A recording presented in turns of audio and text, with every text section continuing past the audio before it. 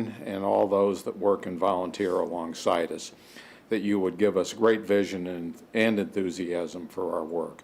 Please bless the efforts we make and the influence of our work in this community, Lord. As we deliberate, may you guide us by your Holy Spirit and lead us in meaningful action. In Jesus' name we pray. Amen. Amen. I pledge allegiance to the flag of the United States of America and to the republic for which it stands, one nation, under God, indivisible, with liberty and justice for all. You may be seated. Roll call for purposes of attendance. Madam Clerk, will you call the roll? Colton. Here. Campbell. Here. Doster absent. Getty. Here. Hatfield. Here.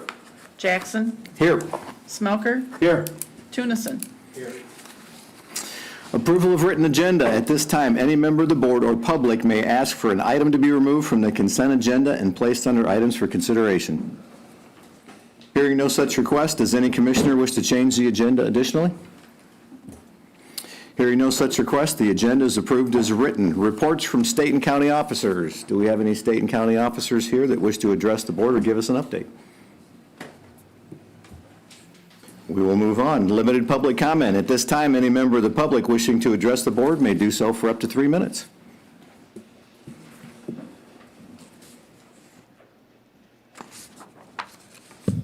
Okay. Hello there. How are you going? There's a mental health property out there on Iroquois Trail. I had somebody call me and was interested in possibly getting it, and I told them I'll call the county, and they called the county and they said this property has been sold to the Berry County YMCA. I got some real concerns with that. Well, number one, I've talked to 2 commissioners now that did not understand that. The YMCA pays no property taxes at all. They own 5 parcels over there right now. That is, well, I think one's developed, and the rest is just barren land over there. So if you were to sell this property to them, which my understanding it has not been sold yet, you would get 0 value in annual tax dollars. That 22 acres could hold a minimum of 10 houses over there. And if you're figuring houses in that area around $300,000 would have $3 million in taxable value, is that what, $40,000 annually that you would be missing out on? If you put 20 houses in over there, and even if it lowered it down a little bit, you'd be looking at what, $60,000, $80,000 annually coming into the county as tax revenue. You would have more people available to live in the county and work in the county. You would have more students for the schools out there. This selling the property, the Y already owns about 45 to 50 acres over there that's not being taxed based on the records that are here. Why do you want to give them more property, sell them more property for a one-time value when you have an annual value that could be coming in there? Has this property been put up for sale for the public so that anybody can have an opportunity at it? Have you tried marketing it to a developer? It's a high-value property over there in reality that could have many values in the future for Berry County. I see no reason at all to sell it to Berry County, the YMCA. I'm not against the YMCA. I'm against the sale of this property, taking away from the taxpayers. You could actually have some tax relief then if that property was brought out there. My understanding, it's not been sold yet. It's in negotiations. My statement here is it should not be sold to the Y, but should be sold and look for development to help the taxpayers of Berry County, the businesses of Berry County, the schools of Berry County. I'm not sure who started this, but it's not a good deal for Berry County and its residents. Thank you. Is there additional public comment?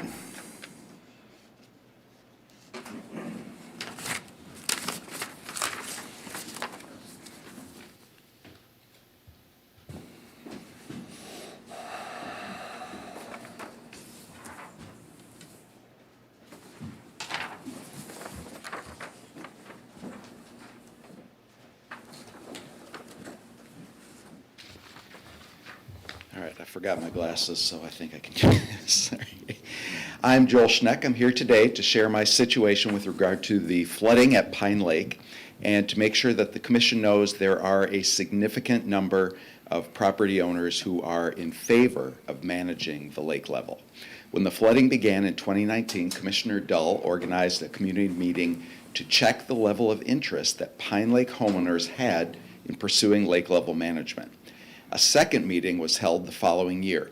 Both meetings had several hundred attendees, and by a show of hands, the overwhelming majority of both audiences said yes when Commissioner Dull asked if he should investigate options for managing the lake level.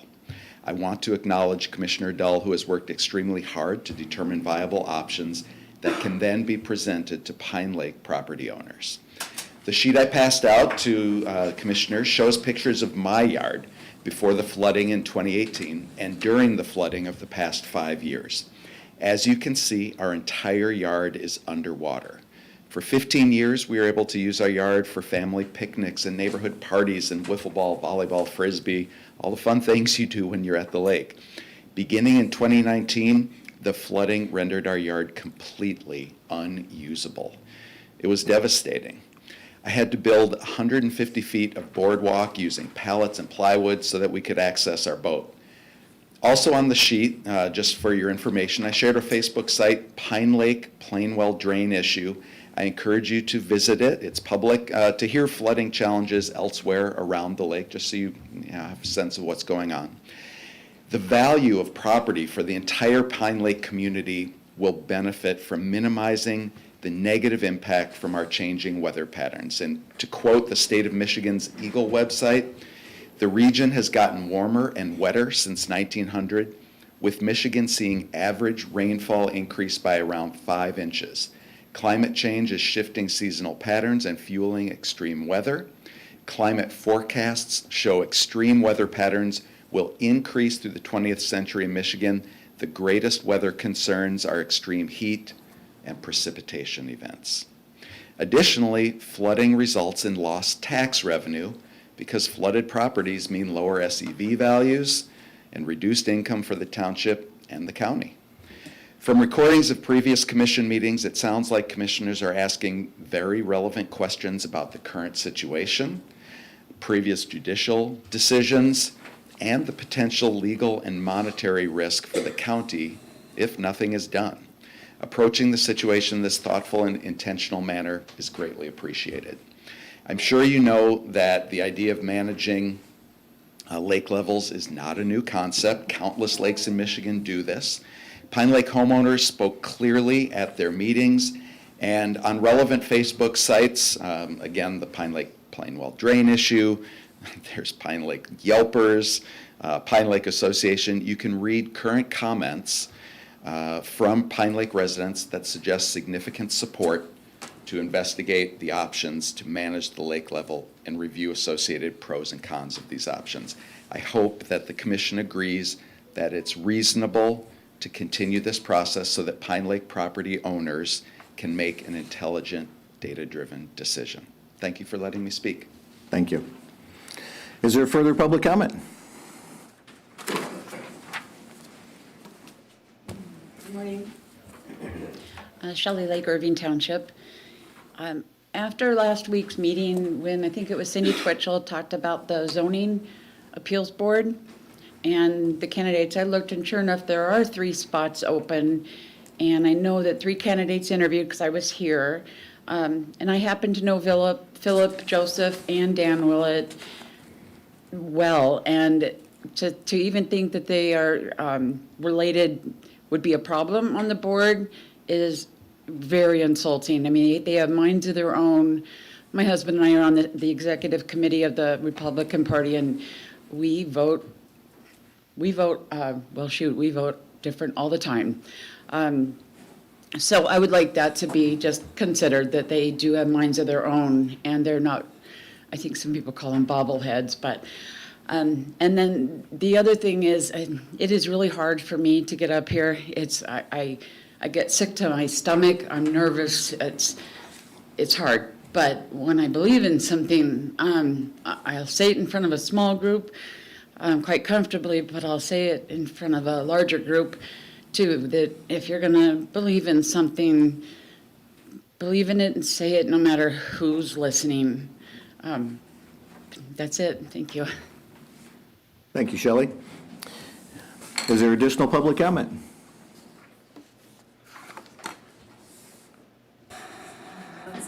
So just pass them on. There's a whole stack, just go. Oh, just, okay. Hi, Lana Langoni, Boniface Point, Pine Lake. I'm here about the drain issue. Apparently, there's been some confusion on the part of the commissioners about how desperately we need this drain. First of all, I can't understand the confusion about the lake level.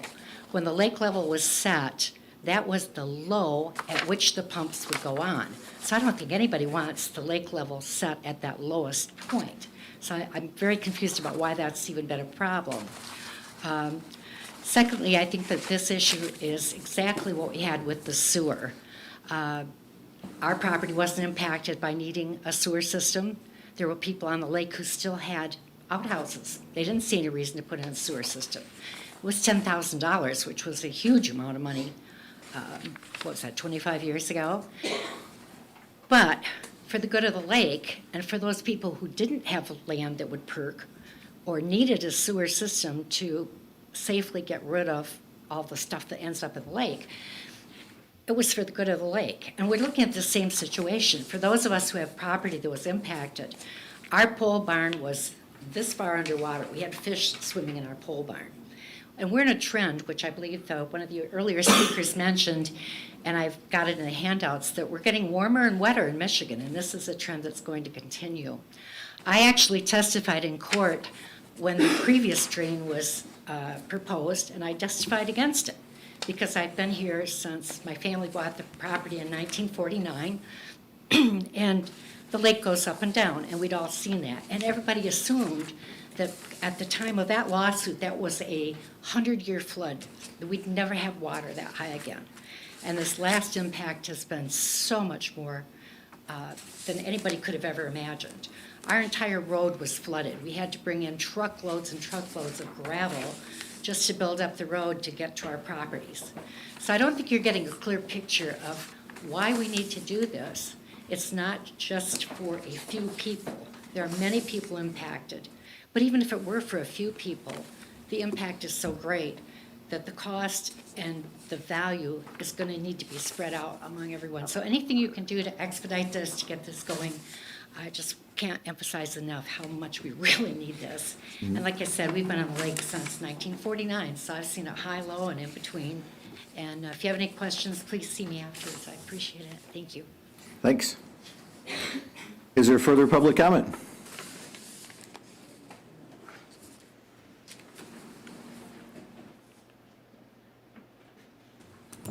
My name is Chuck Stack. I live at 10879 Long Point. I'm here regarding the lake management issue on Pine Lake. I've lived on the lake since '89, and I've seen the water go up continually since I've lived there. It has the normal fluctuations in the summertime where it goes down, and then after the winter it goes back up. We just had a big rain a couple days ago, and I think that 7 inches of rain is going to make a significant difference. I haven't been back to my cottage yet. My neighbor's house was flooded out, and I'm sure she will speak about it, but I live next door to hers. My newer cottages I built up, should have built it big, should have went up further. But her place was flooded out, and while she had it for sale, a couple stopped by and said that, they had lived there in 1954 through 65, and they couldn't believe how high the water was at that point in time. And in fact, they told me that they had appliances in a pickup truck that they drove down a private boat ramp just down the street because they had 15 to 20 foot of beach in front of the cottage I'm talking about. They brought the appliances in, put it up on the deck, backed the truck up, and drove it up the ramp because there's 15 to 20 feet of beach. And this place was now, at that point in time, still flooded. We just needed, I'm not one that wants to lower the lake that far. I just want a management system. I can live with it either way. But it seems to me that we should be able to come up with a reasonable level to keep the lake, so nobody gets affected badly. Gull Lake has a dam, and they have the ability to adjust that dam, and they have a set lake level, and there's a person who monitors it and is in charge of taking care of that dam. If the lake goes above 6 inches above the set level, he opens the spillway a little more. And if it gets down below the level, goes 6 inches below, he raises the spillway to keep the water in. It's just a way to manage, so if you build something, you know the water's never gonna go crazy on you. It's gonna stay relatively in one area. And I think that's what we need at the lake. And I think there's gotta be a good middle ground here that can be accomplished. Thank you. Thank you. Further public comment?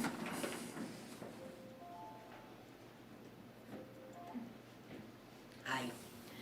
My name is Shawn Diebold. I live at 10730 Center Street, and I'm the lady that Chuck just referenced that had the destroyed cottage. He was my neighbor for 21 years. I owned that cottage.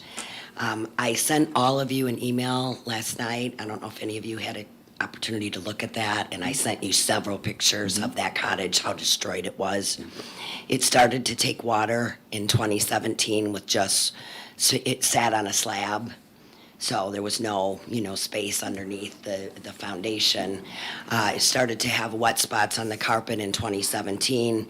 In 2018, it got even worse, and then by 2019, it was destroyed. It had 2 foot of water in it. Once again, fish swimming in it, crawdads crawling around. I had just put $20,000 into that cottage in 2014. Had stripped the kitchen right down to 3 concrete walls, put in granite countertops, all brand new white cabinets, tile. It was beautiful. So I basically ended up dumping that cottage in 2019 for whatever I could sell it for. This is in the email I've sent you, that I got to a point where I was emotionally, physically, and financially unable to continue, with no plan, solid plan for any kind of a lake level management. In essence, that cottage was sitting in the lake. And you'll see that if you have a chance to look. Has anybody looked at the pictures or? Okay, good. So I am here to support. I live in a different house now. I'm a bit safer in the house that I'm in, my permanent full-time residence. So I'm pretty safe, but I don't want to ever see another resident on Pine Lake lose what I lost. And I'm going to just lay it out for you. I lost over $100,000. I owned that cottage for 21 years. That was a part of my entire retirement plan for myself. I'm a single woman. I've prepared for years for retirement on my own, one income. And I'm now living pretty skinny on retirement because I don't have $100,000 that I should have had if we had any way to control that lake. So I just don't want to see this happen to anybody else. Those beautiful cabinets that I told you about, I put in brand new. You'll see from the pictures, not only was there flooding and the fish and crawdads, but the whole place molded then. Black mold everywhere. And I sent you all those pictures. All those cabinets blew up at a time almost. So it's been real devastating to me. So I hope that you will support something happening after the meetings that Mr. Schneck talked about, that we had at Dalton Kellogg High School, and the hundreds of people that were there supporting a lake level management property. I cannot believe from 2019 that still nothing is done. Here we are all this time later, and the water's coming up again. March 9th, there's a gauge right by where I live now. The water was 893, March 9th. April 5th, it was 893.7. The lake had raised 7 inches in less than a month. And so it just depends, it's a crapshoot. How much more rain are we going to get? How much heavier rain are we going to get? But we really, really need something on this lake. And we've got this whole group that's against it, spearheaded by a man that wasn't even here in 2019. He has no idea what all of us have gone through. And there are people, especially on Marina, they have fought this water over and over and over again. It's one thing to have to put in all this money and effort. Summarize your comments? Sorry? Yeah, summarize your comments. It's one thing to have to put in all the money and effort to stop the water, but then to have to do it for 5 more years or 6 more years. You just throw up your hands and say, I can't do it anymore. Thank you. Thank you. Appreciate it. And I hope you look at my pictures that I sent to each of you. Absolutely. Is there further public comment?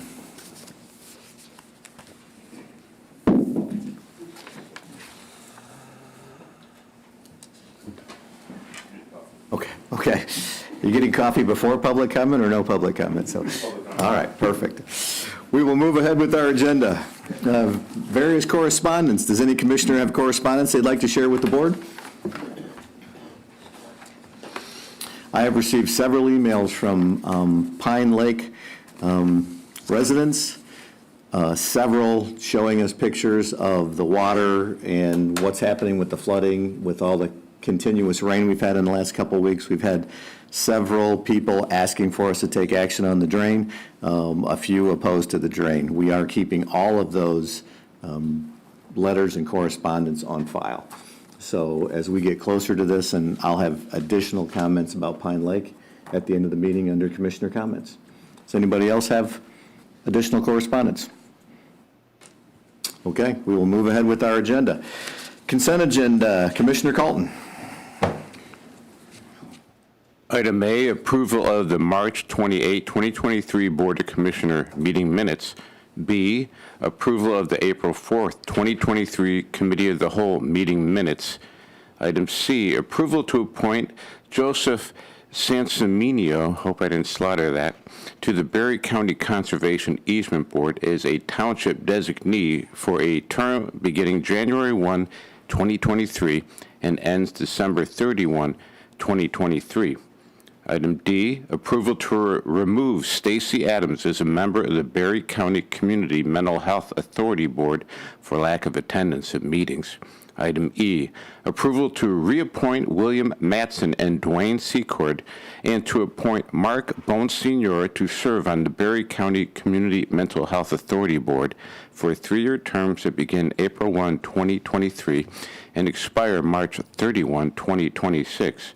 Item F, to approve to appoint Robert Miller to serve on the Berry County Community Mental Health Authority Board for the remainder of a term that began on April 1, 2021 and ends March 31, 2024.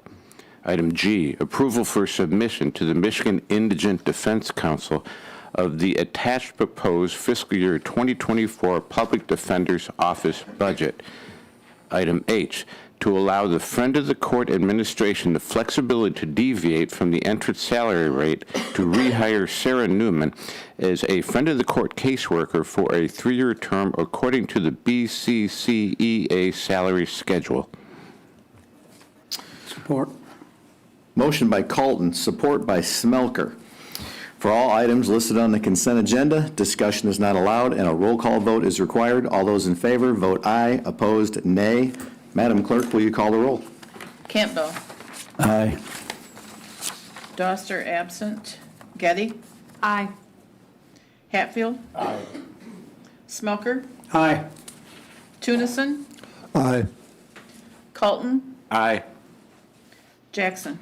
Aye. The consent agenda is approved.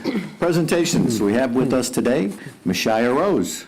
It's great to see her last week with all those charts and information, so I'm looking forward to having an update and a little more depth on how that department operates. Good morning, Mishaya. Yes, good morning. I'm not going to go through a bunch of data today, so I'm just here because Luella and Michael asked me to give an overview of our department. I do have, oh, he's gonna bring up the PowerPoint slideshow that I have. So this is perfect timing because obviously you guys have the equalization report that you're going to be approving today. And so this is a little bit about how we got to that point. In our department, we have 4 staff. We have a part-timer. She's been with us but for less than a year. And she's our records clerk. We have a property appraiser who's been with us for less than 2 weeks, so she's brand new and hopefully watching, so she has a really good understanding of what we're doing in the next year and what she got herself into. And then we also have our senior appraiser, Carla Miller, who's been with us with the county for 24 years. So she's obviously a really great asset to our department and to the equalization system here at Berry County. And then myself, I've officially been here for just over a year now. And so it's been going very well. So yeah, so we have a lot of things that we do between the 4 of us. It's a small department, but we get a lot done. So why do we have this equalization department? Under the General Property Tax Act, it requires that the County Board of Commissioners establishes and maintains a department to survey assessments and to assist the Board of Commissioners in the matter of equalization of assessments. So that's essentially what you guys have appointed me to do, is to assist you in the process of all matters related to equalization. So what does that mean? Most people don't understand what equalization is or what we do. We're actually a very critical part of the property tax system in the state of Michigan. The equalization actually takes place on 3 different levels. So we have the local level. Equalization at the local level takes place when the local assessors turn over their assessment roll to the Board of Review. So the Board of Review serves as a check to the local assessor. That's where they hear the appeals. They are able to review the assessment roll as much as they wish. And then once the Board of Review approves that, all the values, officially in March, they turn over the assessment rolls to me as the equalization director at the county level. County equalization officially takes place in April, but it's actually a year-long process. So to put things in perspective, we have already begun the process of 2024 values. We started that a few weeks ago. So even though we are approving 2023 values today, we've started working on those a year ago.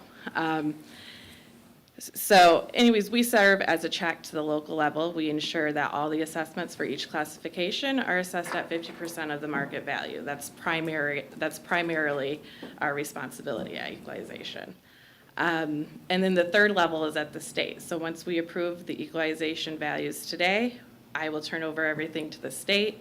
The state will then have a chance to review all of the counties and all the county equalized values. And then they officially adopt values.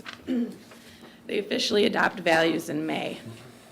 But just like county equalization, their work started several months ago, where they are auditing all of my work and my appraiser's work. They do random samples and ensure that we are applying the approved practices of valuation. So we get audited every year, and if there's any concerns, then it would be brought up to myself and you guys as Board of Commissioners. So that is the process of equalization, and it ensures an equitable tax system throughout the state.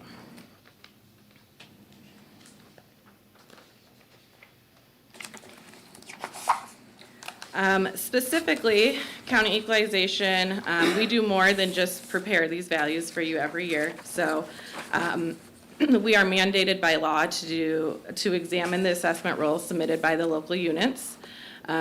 We have 16 townships and 1 city, so 17 assessing units altogether, and over 33,000 parcels in Berry County. So it is a very time-consuming process.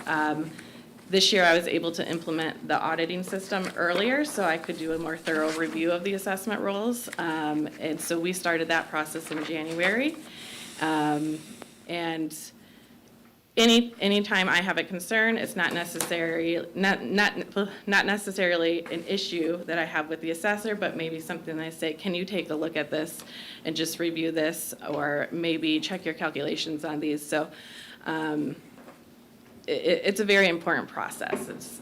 It allows us to be more accurate at the local level and at the county level. But we do sift through 33,000 parcels, so it's a long process.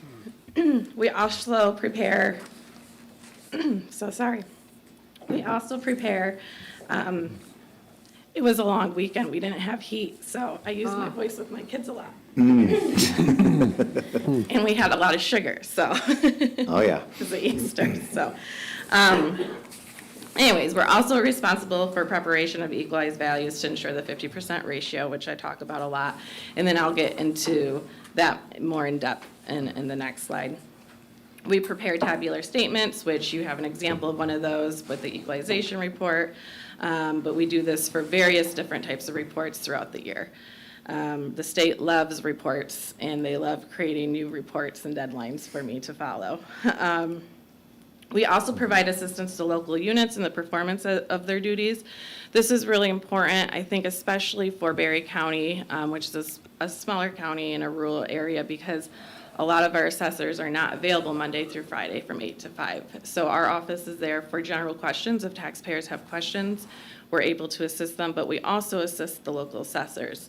If they ever need assistance, I'm there to guide them as well. So, and then we carry out the duties and responsibilities pertaining to apportionment.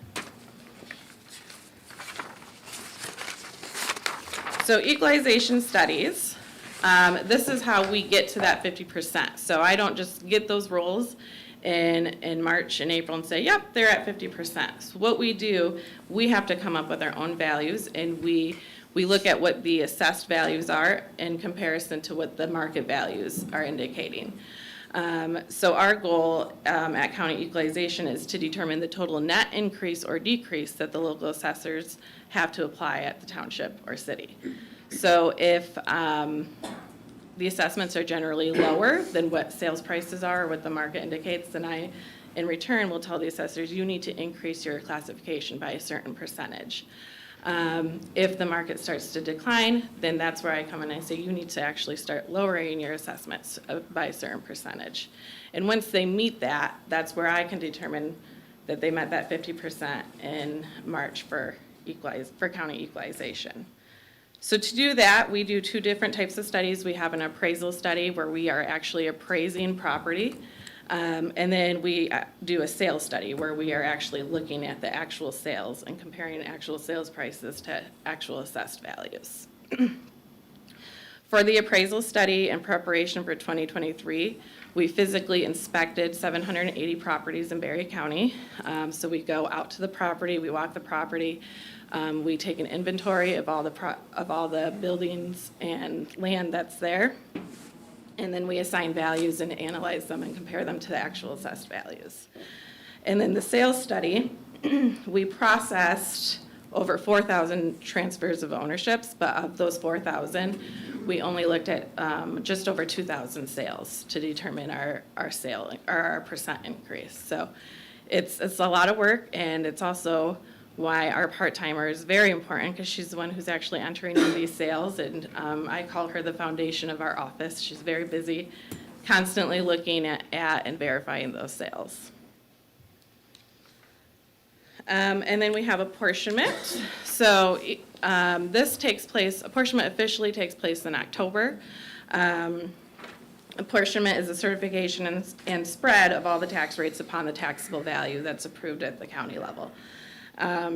We have in Berry County over 46 taxing authorities, so that includes our county, the townships, the libraries that levy a tax, the school districts, the ISDs, anybody who levies a tax. So I work with each of those taxing authorities. I calculate millage rollbacks for each of those.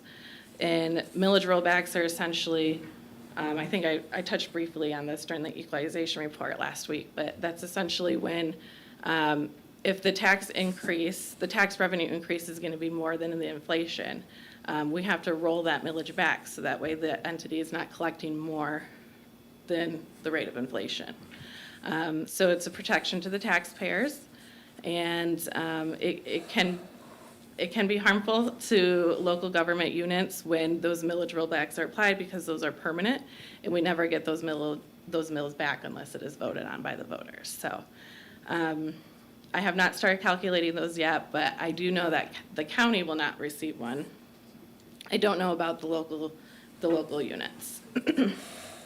And then we also review the Forms L4029 tax rates. That's the official tax rates that are being requested by each of the units.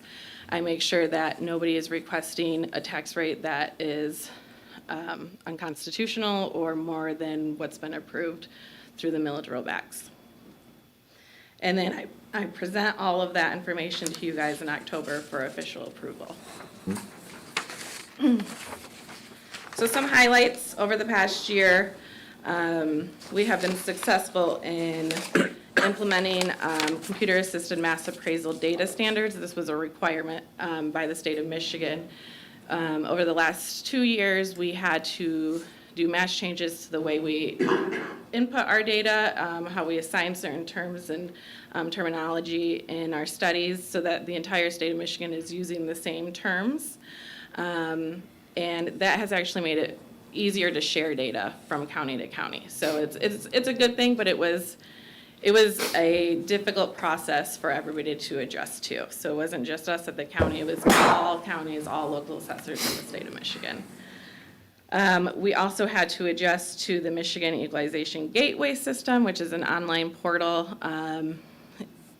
That, for me, as a new director, I've never known another way, so it was an easy transition for me, but I know that other counties have struggled with it because it's new for them to be submitting reports this way. So, but I've also been available to assist our local units with this transition as well. It's one of those things that the state has implemented to make it easier for them to receive all the reports that they require us to submit. And then we are also preparing for the PA 660 assessment roll audits. You might be familiar with the term AMAR. That was the last audit that occurred 5 years ago. So they've changed that term to PA 660. So Berry County will be audited this year for 2023. They already started that process. The state has sent out letters to each of the townships, and then I get involved. Anything that they request for me to provide them, I will send them, but it's an audit of the local units in Berry County, but not of the county itself. So, but in order to help our local assessors, we did host, as Berry County, we hosted a training on that in October. So hopefully our assessors are well prepared for the audit coming up. I also mentioned earlier that I implemented the assessment roll audits in January, which has allowed us to be more thorough and more accurate in our audits. So I'm very proud of that, and I'm very proud of the fact that most of our assessors participated in that. We had one straggler, but that's okay. I had all the other roles done, so I was able to take the time and audit that when I received the role. So I'm also not a fan of paper. In equalization, we use a lot of paper because assessment rules are very thick, and we usually only look at those once. So one of the things I did this year is implement an electronic system with the assessors, and the assessors were very cooperative, so we were able to save a lot of paper and ink in that process, which made me very happy. So, because ink and toner is expensive. And then training. So training is an exhausting, it's an exhausting obstacle that a lot of departments have to go through, but especially in our department, it takes about a year before somebody is fully trained, because we're very cyclical. We only do things once a year. And so I'm very proud of the training that we've been able to provide to our newest employee, Kathy, and then we're going to implement a new training system for Samantha, who just started less than 2 weeks ago. But it's a time-consuming process, so that's something that I take a lot of pride in making sure that our new employees are successful here at Berry County. So planning ahead, some of the things that I'm looking at as a director for equalization is the turnover within our department. We have somebody who is looking at retirement soon, so it was very important to me that we get an appraiser in here and trained. The position that we just filled was actually vacant since October. We actually struggled a lot to get that filled. And so I'm happy that we finally were able to get that position filled. But it is a concern, not just with my department, but at the county level. We work a lot with the clerk's office and treasurer's office. Those offices are very important to us. They provide us a lot of information that we need in order to do our jobs. And so as a new director here, that's one thing that I'm hoping that we can start that communication. What is our plan in the next couple of years for this turnover? That's a concern that I really hope that we can all work together on addressing and making sure that I feel confident here. I plan on being here for a long time, and so I really want this county to be successful going forward. And then at the local units itself, we have a lot of assessors who are potentially retiring in the next 5 years. So it's going to be really important that myself and my staff remain well apt to assist the units during those transitions. It's going to be important. You do not want a lot of turnover happening with the people who are handling the property tax base. So that's something that we need to keep our eye on. And then as the county continues to grow, I'm looking at making sure that we are able to be efficient. We still have, as the county grows, that increases the number of parcels that we have to inspect every year. So using technology to help us and maintain our department level so we don't have to add another person, that's something that I'll be looking at as well. So, any questions? A lot of information. Commissioners, questions for Mashaya? Commissioner Getty. So this was a great job because it is confusing and you provided a great summary of it. Because I came from a township office too, I know that several of them are reaching that retirement age, and several of them are contracted, and there doesn't seem to be that sort of backfill of younger folks going into it. Correct. But some townships are also hire their own assessors that work for the unit, right? Yes, yes. Is there any recruitment or training going on in the county or regionally to try to bring folks into that career? So that is something that I've recently got involved in. I am currently on the education committee with the State Tax Commission. I'll be meeting with them for the first time next month.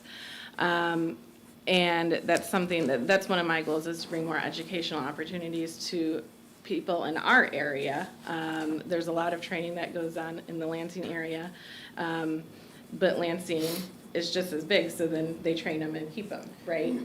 Same in Grand Rapids. So I'm looking at maybe bringing some of that localized, but then also making sure I have those conversations with the current assessors to know what's your plan, who's coming after you, so that I can assist with that as well.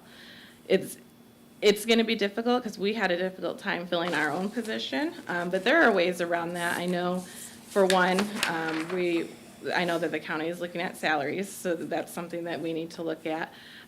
We also need to, the local townships may need to look at that as well. And the way we recruit, that seems to be, I had a lot of feedback from a lot of applicants over the past couple months. One of the things is that they don't realize that the county is hiring. We don't have a central, I don't want to say we don't have an HR, but we don't have a central HR department, so it gets confusing. How do we apply to the county? How do we apply to these local townships? How do we know that they're looking to possibly develop people to take over in the future? So getting the word out is going to be very important. And I'm not just speaking for the county, I'm speaking for the local townships as well. So if the local townships know that they're gonna have an assessor that's retiring soon, they need to make sure they're having that conversation with the assessor and getting the word out. We need to start training somebody or looking for a replacement. Does it require a college degree or certification? A certification, yes. So there's 4 different levels. The highest level is level 4. But the lowest level in MCAT is very easily obtained. And I would say the best training is experience. So I know that Johnstown is a perfect example because we know that the assessor is retiring soon, and they've already started that process where they've hired somebody, and this past year have been using them and training them. So that way it's a very seamless transition. So, and that's something that I've been working with this person who's coming in. I'm saying these are the things I'm going to be looking for. This is stuff that I need you to know how to do. So that communication has been really great with Johnstown. Great, thank you. Awesome. Additional questions? I got one. Yes, sir. Mashia, can an assessor work for more than one township? And if so, is there a maximum? Yes, how the does it- assessor can work for more than one township. The only limitations is the SEV value determines what type of certification is required. So the higher the SEV, the higher the certification. And I don't know, the highest certification required for Berry County currently is a level 3. So that's the only limitation. But there are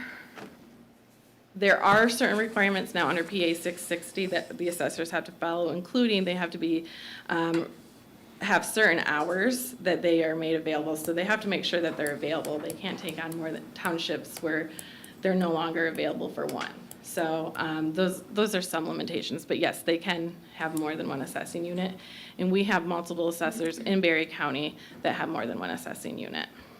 Thank you. Mashia, you said there were over 4,000 transfers in the county this year? So 4,000 transfers that we looked at for 2023 studies. Okay. So that means that we look at it, we have a 2-year study period, which begins in April and ends in March. So within those 2 years, there were over 4,000 transfers of ownership that we looked at. Okay. What transfer is the sale of a property? Yep. So anytime a name change, we looked at the property and to determine whether or not it was a good market value sale. For example, if I sold a property to my sister, I'd probably sell it at a discounted sale price. So we like to exclude those from our studies. Okay. So 4,000 in a 2-year period. So literally a little more than 10% of the county turned over with property values in that 2-year period? Correct. If there was 33,000 parcels, so that's pretty significant. Yes, there's So- a lot of sales. Okay. And in a like going back to '08 where there was, I know you weren't here, but in an economic downturn, when property values are going backwards versus forwards, are you adjusting both the SEV and the taxable or only the SEV? Great question. So the SEV is determined by the market. So the SEV is going to go up or down depending on whatever the market value is. The taxable value is capped the year after a transfer of ownership. So sometimes sometimes there's a gap that's created between those two values. So even when the SEV goes down, it doesn't necessarily mean that the taxable value will be adjusted downwards as well. The only time it'll be adjusted downwards is if the SEV is lowered far enough to also lower the taxable value, because the taxable value will never be higher than the SEV. Does that make sense? Yep. Okay. I've just seen that before where people go, well, my property's value has decreased, but I'm not getting any break on my taxes. Correct, and that's that would be because of why. That's because of the gap between SEV and taxable, typically meaning you've owned the property for a long time and, Correct. okay, awesome. Additional questions? Mashia, I love the charts and information, as I've said before, because it's very detailed information, and to be able to see it both visually and compare it with actual numbers makes a lot of sense. It helps us digest that as well, so we appreciate your talent that you've brought to Berry County, and Thank you. we appreciate the fact that you're planning on staying here a long time. Thank you. And hopefully, there's no more jelly beans around, and the heat is working, and everybody's staying healthy, so, you know. Yes, But yes. that was quite an event we had over the weekend. It sure was. Thank goodness it was in January, so, Exactly. thank you. Thank you so much. Public hearings, we have none. Items for consideration, Commissioner Getty. I move for the approval of prepaid invoices in the amount of $3,983,279.85. Is there support? Support. Support by Carlton. Motion by Getty, support by Carlton for approval of prepaid invoices in the amount of $3,983,279.85. Discussion? Hearing none, Madam Clerk, will you call the roll? Doster absent. Getty. Aye. Hatfield. Aye. Smelker. Aye. Tunison. Aye. Colton. Aye. Campbell. Aye. Jackson. Aye. The motion is approved. I move for the approval of claims in the amount of $34,567.54. Is there support? Support. Motion by Getty, support by Smelker for approval of claims in the amount of $34,567.54. Discussion. Hearing none, Madam Clerk, will you call the roll? Getty. Aye. Hatfield. Aye. Smelker. Aye. Tunison. Aye. Colton. Aye. Campbell. Aye. Doster absent. Jackson. Aye. The motion is approved. I move for the approval of Commissioner reimbursements, mileage in the amount of $564.61. Is there support? Motion by Getty, support by Hatfield for approval of Commissioner reimbursement mileage in the amount of $564.61. Discussion. Hearing none, Madam Clerk, will you call the roll? Hatfield. Aye. Smelker. Aye. Tunison. Aye. Colton. Aye. Campbell. Aye. Doster absent. Getty. Aye. Jackson. Aye. The motion is approved. I move for the approval to appoint Joseph Kamenzen to serve on the Berry County Planning Commission for a 3-year term that begins on May 1st, 2023, and expires on April 30th, 2026. Support. Motion by Getty, support by Hatfield for the approval to appoint Joseph Kamenzen to serve on the Berry County Planning Commission for a 3-year term that begins on 5/1/23 and expires 4/30/26. Discussion. Hearing none, Madam Clerk, will you call the roll? Smelker. Aye. Tunison. Aye. Colton. Aye. Campbell. Aye. Doster absent. Getty. Aye. Hatfield. Aye. Jackson. Aye. The motion is approved. I move for the adoption of Resolution 23-09, a resolution to accept the 2023 equalization values. Is there support? Support Campbell. Motion by Getty, support by Campbell for the adoption of Resolution 23-09, a resolution to accept the 2023 equalization values. Discussion. Hearing none, Madam Clerk, will you call the roll? Tunison. Aye. Colton. Aye. Campbell. Aye. Doster absent. Getty. Aye. Hatfield. Aye. Smelker. Aye. Jackson. Aye. The motion is approved. I move for the adoption of Resolution 23-10, pledging the full faith and credit of the County of Berry within constitutional limitations for the payment of Duncan Lake Number 2 Drainage District drain bonds. Is there support? Support. Motion by Getty, support by Smelker for the adoption of Resolution 23-10, pledging the full faith and credit of the County of Berry within constitutional limitations for payment of the Duncan Lake Number 2 Drainage District drain bonds. Discussion.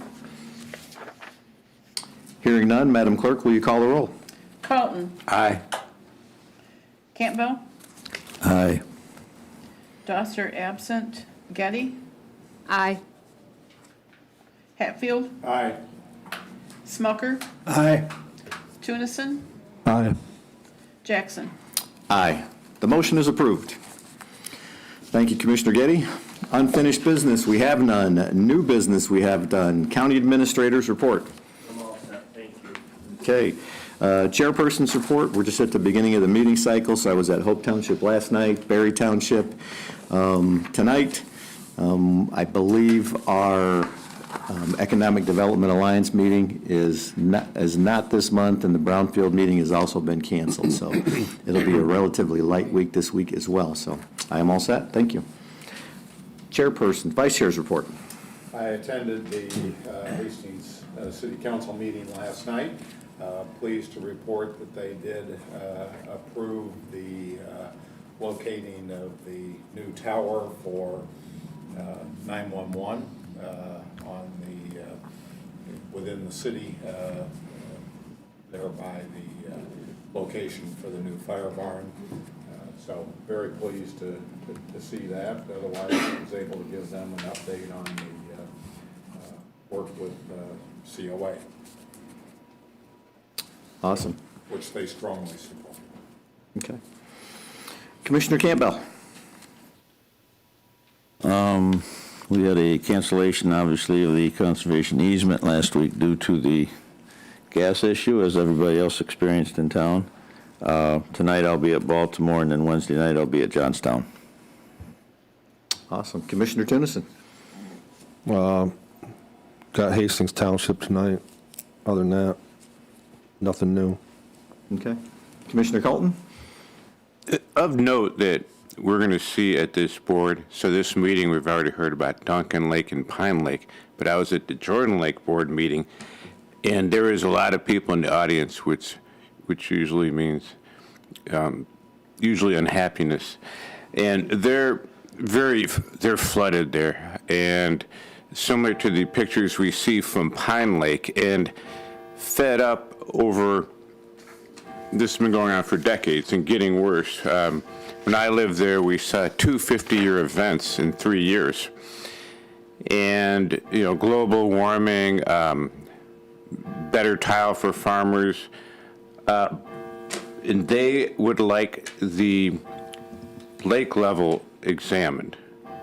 And so our drain commissioner, Jim Dahl, said, well, the drain commissioner doesn't determine that. Board of Commissioners needs to get involved in that. So that's something we're going to be seeing here. Now, the lake is half in Ionia County and half in Berry County.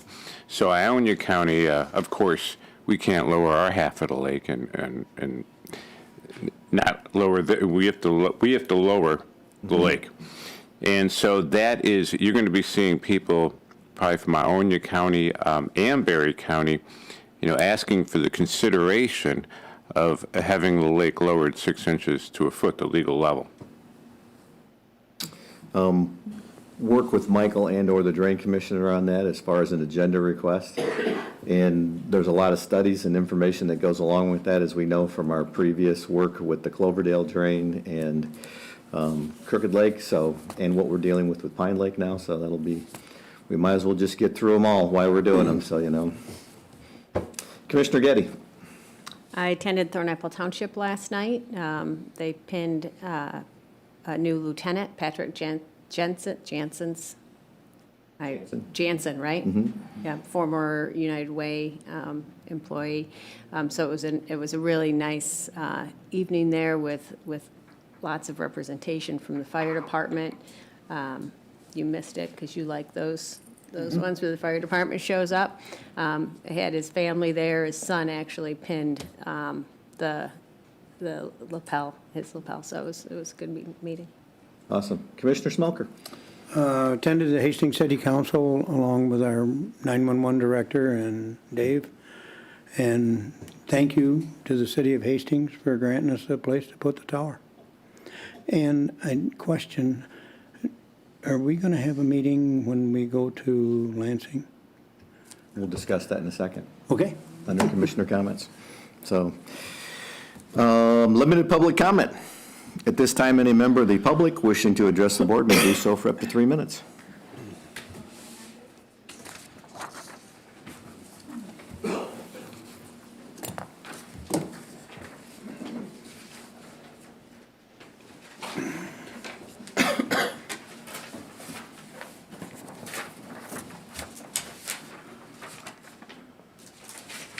Thank you.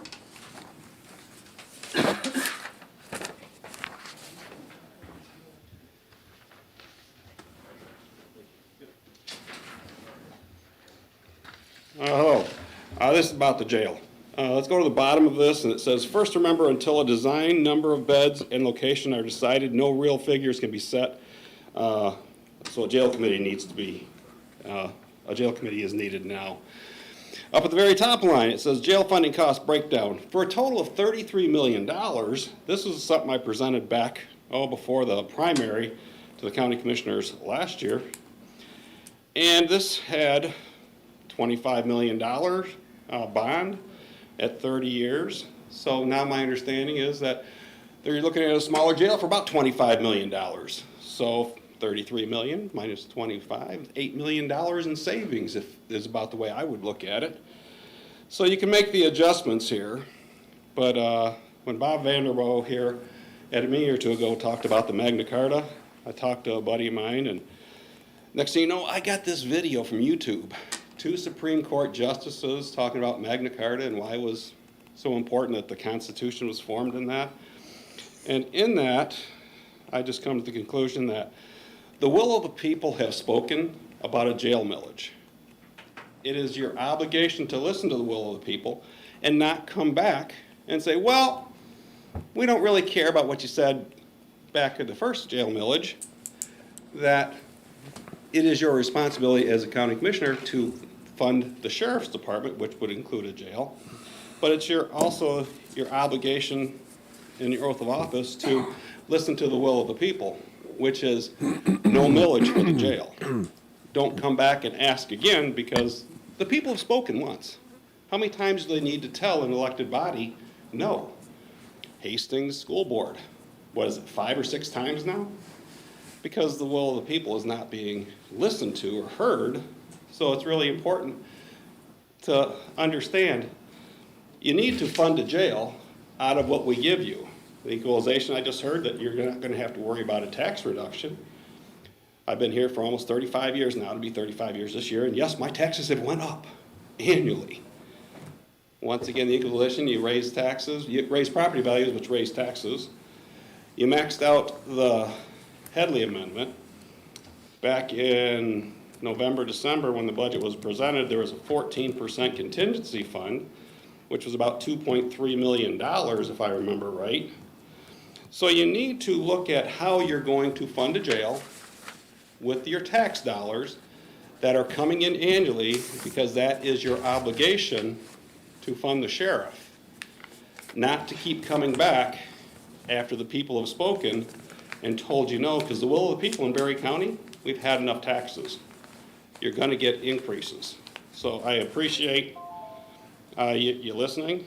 I would think with the Y property, it might be better suited for the taxpayers of Berry County to encourage them to sell the 35 acres next to the mental health building for development. Put it back on the tax rolls. We need to find different ways of doing things. Don't keep money off the tax rolls, but put it back on. Thank you. Thank you. Is there additional public comment?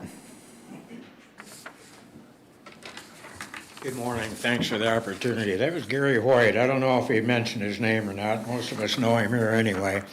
But that's one of the things we're all supposed to do. I'm Rick Moore, founding board member of the Thornapple Trail Association and current president.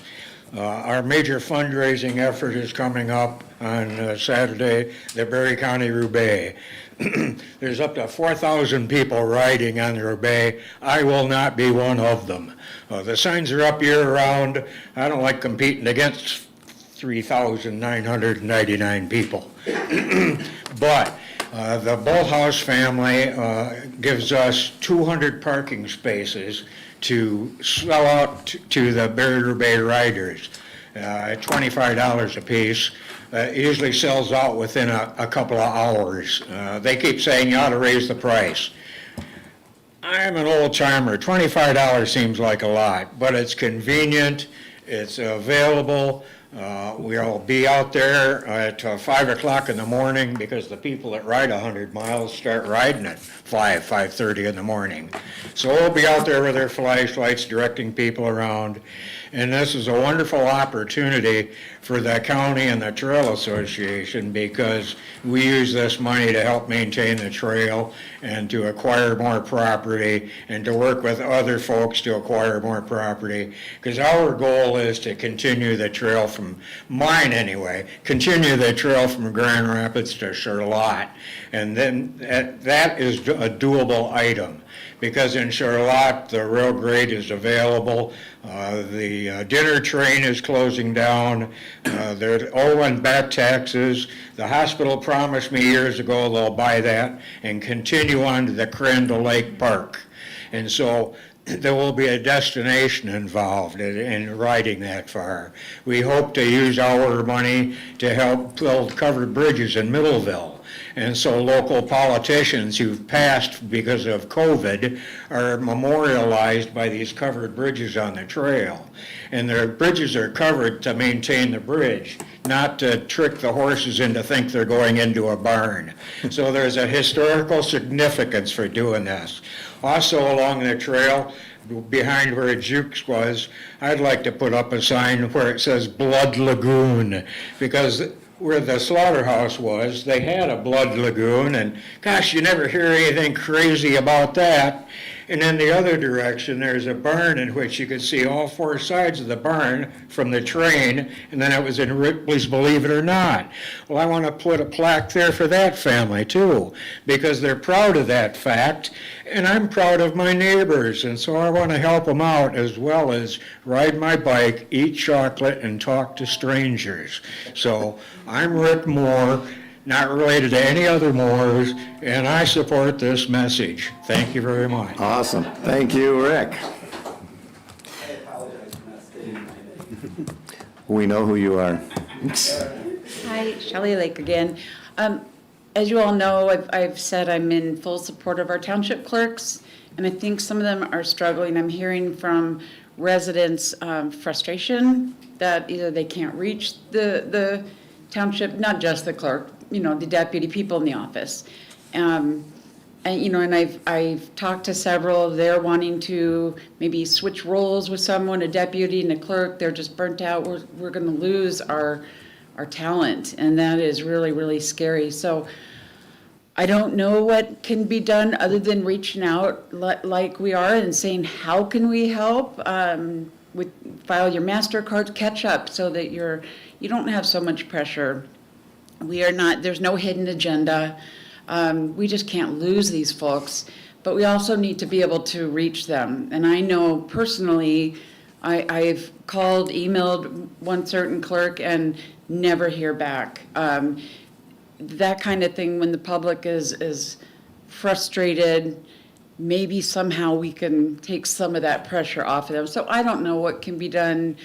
Just a thought, maybe putting some brains together to help with, especially with elections coming up.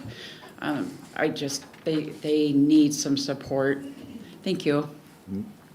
Thank you. Additional public comment?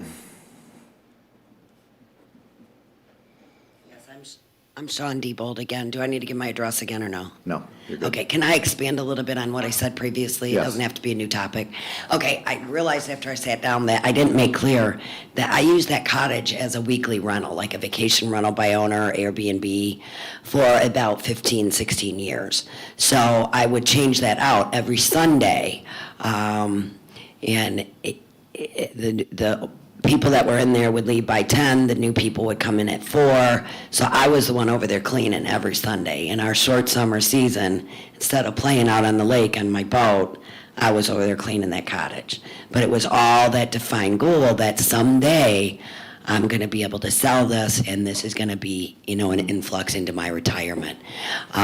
So I could only, with our short season, I could only rent it out about anywhere between maybe 14 and 18 weeks a year. So the money that I made at that time, that all helped to pay for the entire year. So, a lot of people would look at it and say, well, you rented it out, you took, you made money all those years. I never took a cent out of that, because it only had to support the cottage the whole year long, in the winter when no one was there. So the other point that I wanted to clarify, believe me, I wish I could have all those Sundays back now. Wish I wouldn't have done that. But the other point I wanted to clarify were the people that are really against this drain project, they are really touting and promoting and encouraging everybody, oh, just put in seawalls. You'll see when you look at the pictures of that cottage, the way it was actually sitting in the lake. There was no way to put in any seawall to protect it. There was no way any amount of sandbags were going to protect it. The water was coming up from below. I had numerous people over to look at what can I do? Is there a room I can tear off? Can I readjust, remodel the thing to get the water out of there? And there was no answer. There was no stopping the water. So I just wanted to clarify that there was no solution. There was no way for me to, to save that. So, and my investment and the money that I was supposed to have. So by the way, I'm retired now, so that's cool. Just wish I had the money. Thank you. Thank you.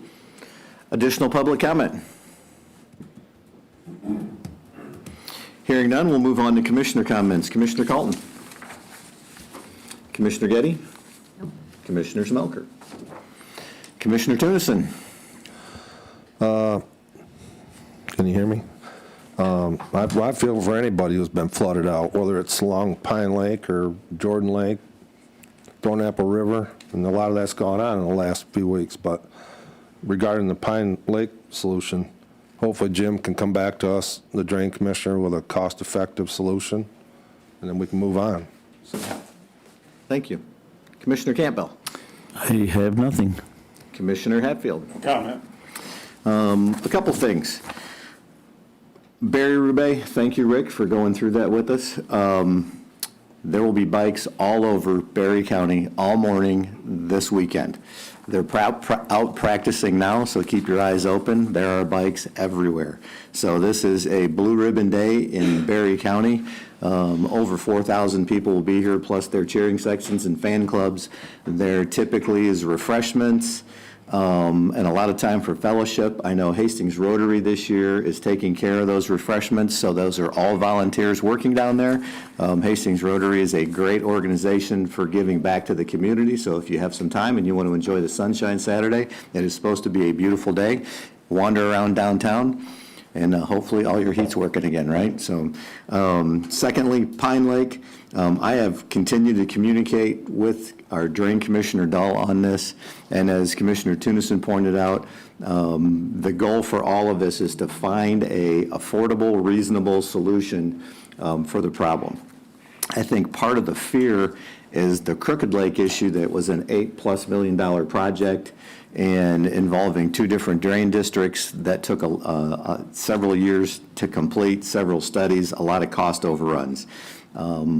Based on the information I'm getting, it's hopeful that there are some solutions. There'll be some testing going on in the month of April or May. If those testing locations are successful, then they can take it out and actually get a finalized cost on that. There'll always be a public hearing, days of review for people to evaluate that. It is a very succinct, drawn-out process.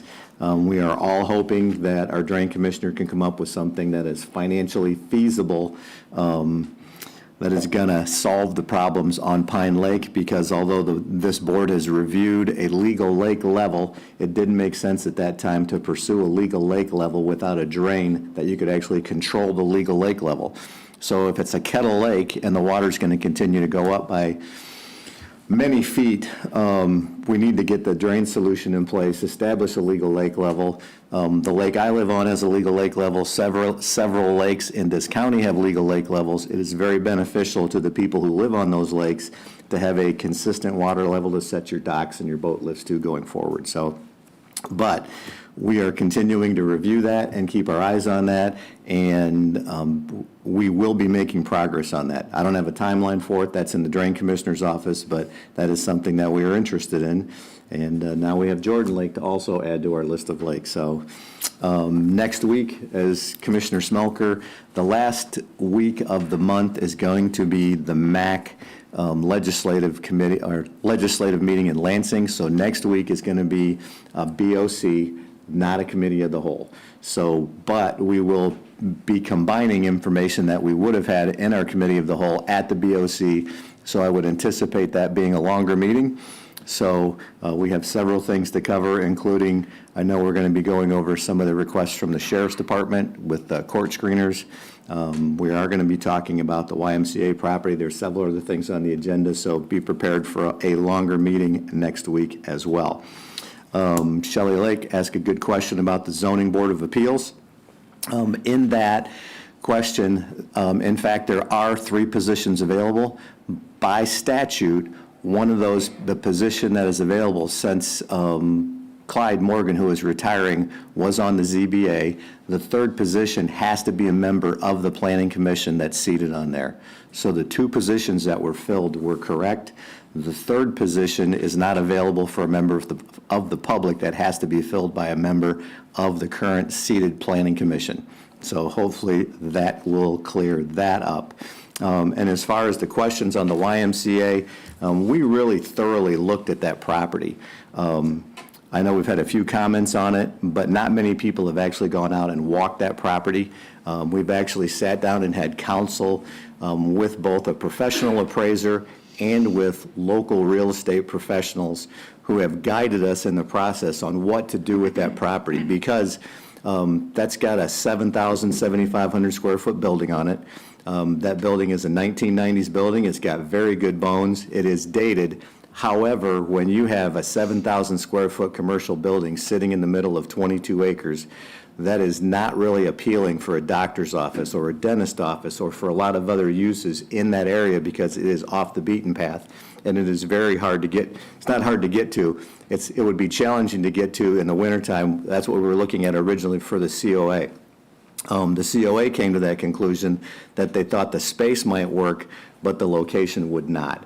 And that's the same feedback that we've got from real estate professionals as we've talked to them, that there was very low appeal for that building out there. So to use that, somebody would have to basically tear that building down and start over again. But when you walk the property and look at the property, the thought that that 22 acres is all buildable is just not true. There's very low land and there's swampy land. They've had to elevate that property in there, bring sand in just to get the building where it's at. So the usability factor of that property that's being speculated is not true, that where I think you could put 10 or 20 houses on it. We have not had it evaluated for that. But by the same token, it has not been on the tax rolls being a community mental health building, and the YMCA would continue to not be on the tax rolls. So it's not like we're taking money off the tax rolls for it. While I agree there could be money if you could put buildings on there, but by the same token, in our conversations with the YMCA and some of their goals from that property, there is a need for expanded resources where we can involve families and children in this. They're sold out for a couple of years in advance. They also want to expand their daycare services. Daycare is one of the things the county desperately needs, so we can get people back in the workforce. So they are fulfilling a couple needs that we have to help our county out. So we, like I said, thoroughly vetted that from all sides, from commercial development. The people that we had talked with didn't think that the commercial aspect was going to be as valuable, and that might be a multi-year process trying to find somebody to figure out how to work with that area, because there's not sewer, there's not water, you have restrictions on what you can do property-wise. You need a minimum of a 1 acre parcel to build on in the county based on the health department regulations right now. So there are several things that were prohibitive to looking at that as more of a residential development. But those are my comments on that, and I'm sure we can have more discussions on that as we go through. And I think that answers the questions that I had wrote down. So sorry for being long-winded, but if you have any other questions, I will be here for you. Thank you for attending today. Enjoy the beautiful week of sunshine and weather. We will look forward to seeing you next